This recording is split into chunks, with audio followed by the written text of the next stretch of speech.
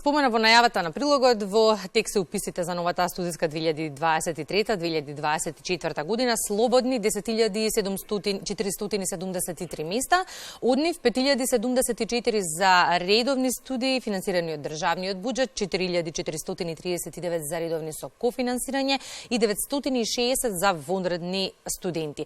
Колкав е интересот за природно-математичкиот факултет, конкретно студиите по метеорологија и колку оваа професија се бара на пазарот на трудот? Ова утро разговараме со професор Владо Спиридонов. Добро утро и добре ни дојдовте. Добро утро, благодарам за поканата. Професоре, неколку теми сакам да отвориме со вас, но ајде ќе започнеме од она што е најактуелно, уписите, односно првиот уписен рок. Вчера беше првиот ден, денеска вториот од првиот уписен рок. Каква слика даде вчерашниот ден? Има ли интерес за упис на ПМФ? Ова се само незванична информација, бидејќи ви убаво најавивте дека се работи за прв уписен рок, иако студентите се пријавуваат електронски, денеска ги доставуваат своите документи, а меѓутоа првичната информација беше дека на студиската програма на Институтот за физика од областа на метеорологија нема пријавено ниту еден кандидат. Тоа е сега ситуацијата сега. Зошто е тоа така, професоре? Ние постојано, особено кога станува збор за изминативе години климатските промени, бараме се почесто експерти кои што можат да ни објаснат нешто повеќе за и ние да разбереме. И сега, ако ова е една од поактуелните теми за кои што се говори, зошто се помалку стручњаци имаме на оваа тема? Да.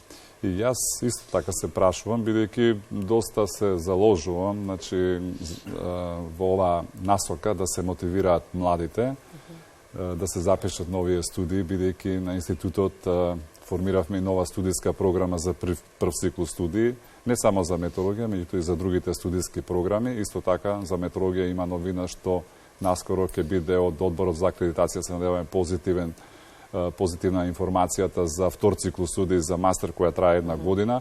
Толку е актуелна проблематиката, меѓутоа очигледно младите не се мотивирани да се запишат на овој факултет, на природно-математички факултет на Институт за физика, баш во односот на метеорологија.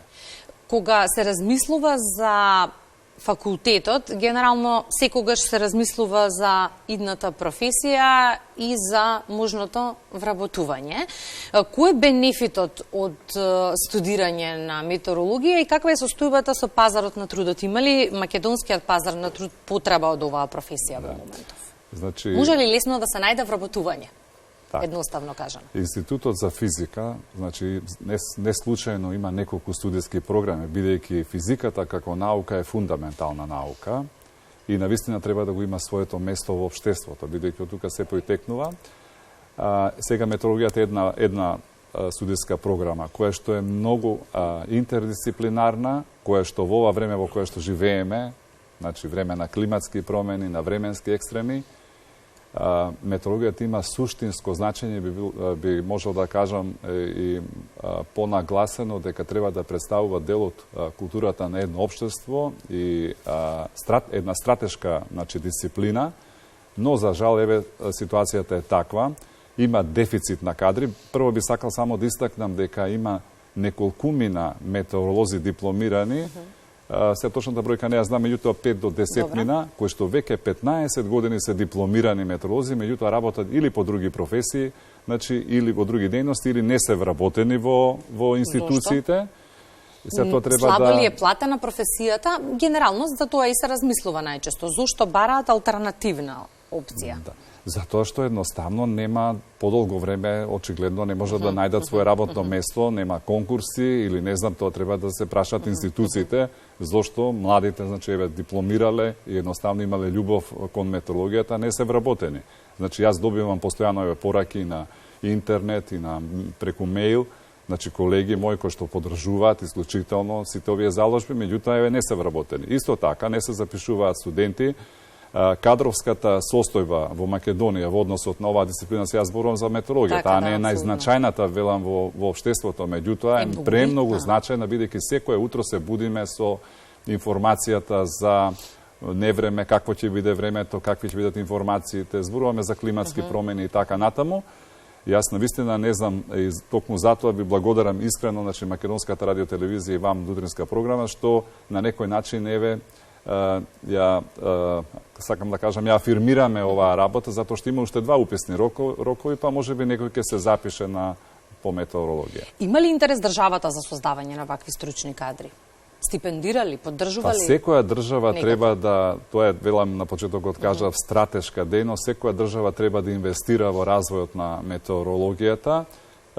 Тоа го прави и Македонија, меѓутоа во контекст на кадрите сега треба можеби да се има една стратегија, едно системско решение, бидејќи ние само од Институтот за физика, односно од Природно-математичкиот факултет, не сме ние во науката, во академијата, значи во создавањето на кадри, учествуваме и така натаму. И тука мора да има една кооперативна комуникација, соработка со надлежните институции, со управата за хидрометеоролошки работи и останатите, бидејќи метеоролозите денеска може да најдат место вработување во секој сектор во државата, бидејќи е исклучително интердисциплинарна и значајна дисциплина. Па дури и во локалната самоуправа секаде се потребни метеорози кои што ќе дадат своји информации, своји анализи во односот и на метеоролошките, климатските податоци, агрометеоролошките и така натаму.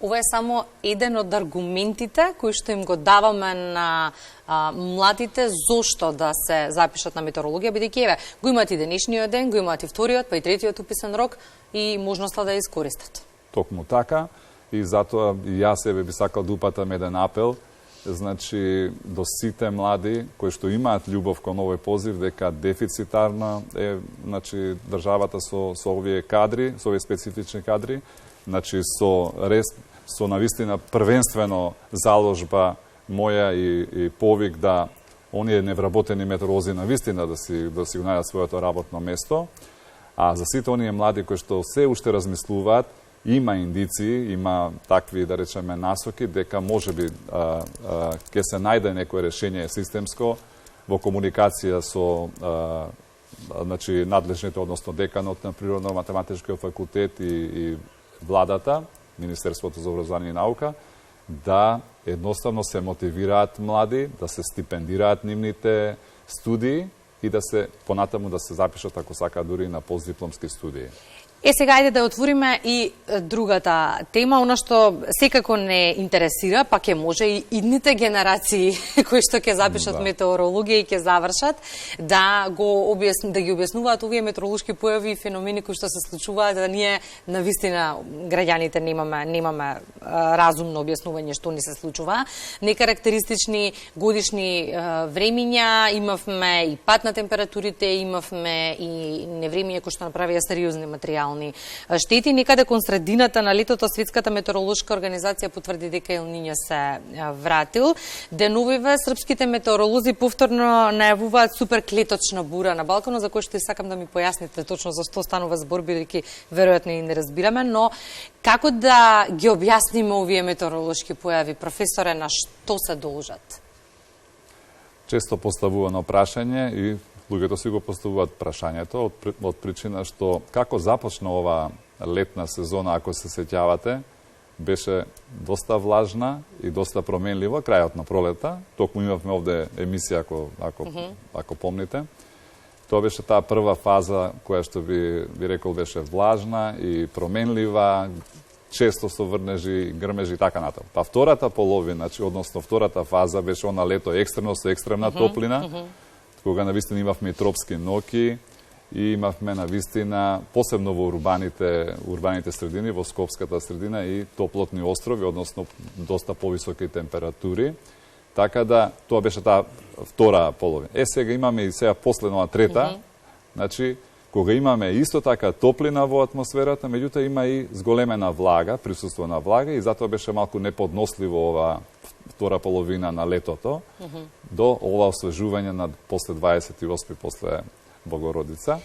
Така да, променлива сезона, која што зависи од други глобални, да речеме, параметри, фактори кои што се случуваат на планетата. Едно од нив е сончевото зрачење, другата е глобалната атмосферска циркулација и океанска циркулација, интеракцијата помеѓу океаните и морињата, понатаму одредени климатски варијабилности, односно колебања, како ги нарекуваме, тоа се одредени промени и флуктуации во односот на распределбата и отстапувањето, во односот на загревањето на океаните, морињата на површината на океаните, температурите, отстапувањата на притисоците и така натаму. И сето тоа влие да се променуваат тие карактеристични модели на циркулација, воздушни маси, влијанија и така натаму. Тоа е, значи, вака во една многу кратка, да речам, во едно кратко објаснување што се случува. Сега, кога ме прашавте во односот на најавите за суперклеточни, тоа се суперкелиски, ние ги нарекуваме, или суперклеточни. Термин кој што одскоро... Да, одскоро се воведе, меѓутоа не е баш одскоро, бидејќи ние кога зборувавме за поплавата во Скопје во 2016 година, токму тоа правевме анализи и има и научни... Зборувавте за Стајковци. Да, зборувавме за суперкелиска бура, која се јави над Скопското подрачје и така натаму, направи за жал такви штети какви што ги направи и однесе човечки животи. Често медиумите, порталите знаат бомбасто да најават одредени, да речем, информации за времето, за да ние бидеме принудени натре да читаме подетално. Меѓутоа, кога ќе прочитаме подетално, ќе видиме дека суперкелиските облаци, тоа се карактеристични облаци кои што се јавуваат, значи во летниот период од годината, имаат многу поголема енергија од оние обични грмотевични облаци, бидејќи имаат и ротирачки вертикални брзини, имаат, значи, одредени термодинамички параметри кои што се разликуваат од овие, да речам, обични еднокелиски или повеќе келиски конвективни или грмотевични облаци, имаат поголема разурнувачка моќ поради таа вертикална брзина, создавање на поголема количина на врнежи во повисоките слоеви на атмосферата, подолг животен циклус на тие бури и тие со себе носат, значи, многу силни ветрови, кога ќе се формираат врнежливата зона и кога тие ветрови, односно тие врнежи ќе почнат да паѓаат на површината, создаваат радијални ветрови на приземје и затоа имаме урагански ветрови, понатаму имаме силни врнежи, односно интензитет на врнежи, крупни зрна град и така натаму. Тоа се тие суперкелиски бури. Застрашувачки беа сликите кои што пристигнува и од Србија и од Хрватска со суперклеточната бура пред известно време. Ке не одмине ли ова, односно најавата за ова суперклеточна бура? Искрен да бидам, вака колку што можев сега пред емисијата, да погледнам во оној Европскиот центар за среднорочна прогноза на времето. Тоа е доста еден од водечките центри во светот, со најрепрезентативни временски информации, не само временски прогнози, напротив и сезонски информации за времето и според тие сезонски информации, колку и да се треба да се сваќаат со една рамка на воздржаност, односно како една ориентациона временска информација, сепак се доста, како би рекол, издржани, затоа што се базираат на современи алатки на атмосферско-океански модели, имаат високи компјутерски центри и така натаму. Првичните информации кажуваат повторно за една влажна и потопла есен, меѓутоа влажна и потопла зима. Тие проценки се навистина интересни, бидејќи гледам и во односот на притисокот на морско ниво сведен, тука во Македонија, односно во регионот, ќе има поле на снижен притисок, така да ќе има чести врнежливи процеси, меѓутоа во генерално ќе биде потопло и во текот на есента и во текот на зимата. Некарактеристични годишни времења повторно. Сосема накос имам уште 2 минутки до вториот информативен блок. Изминатиот период имавме сериозни најави неколку пати од надлежните институции за можни бури со насоки за превентивно однесување на граѓаните. Многумина ги сватија како внесување на паника и вознемиреност. Ме интересира вашиот став во поглед на најавата на истите. Треба ли тоа така да се прави? Да, мислам не би требало никогаш со најавите да се создава паника. Си има надлежна институција која што, значи, со закон е обврзана да дава најави, значи временски информации, прогнози, најави и така натаму. Тоа е во рангот на Управата за хидрометеоролошки работки, во соработка понатаму со останатите институции и така натаму. Меѓутоа, сега од различни други извори доаѓаат информации, бомбасти, најави и така на, тие не се репрезентативни, во смисол секој може да секој граѓанин индивидуално да се базира на одредени информации, меѓутоа велам со закон надлежна институцијата е таа. Меѓутоа, секогаш во насока на подобро информирање на граѓанинот, бидејќи затоа што живееме во време на климатски промени и нагласени временски и климатски екстремни настани, ние треба да бидеме предострожни како општество, како систем, меѓутоа да ги користиме сите оние нови научни сознанија во областа на развојот на овие современи алатки за најава на временски непогоди. Во две реченици во однос на алатките, вашиот нотас не потфрли ова лето. Можат граѓаните да го следат онлайн?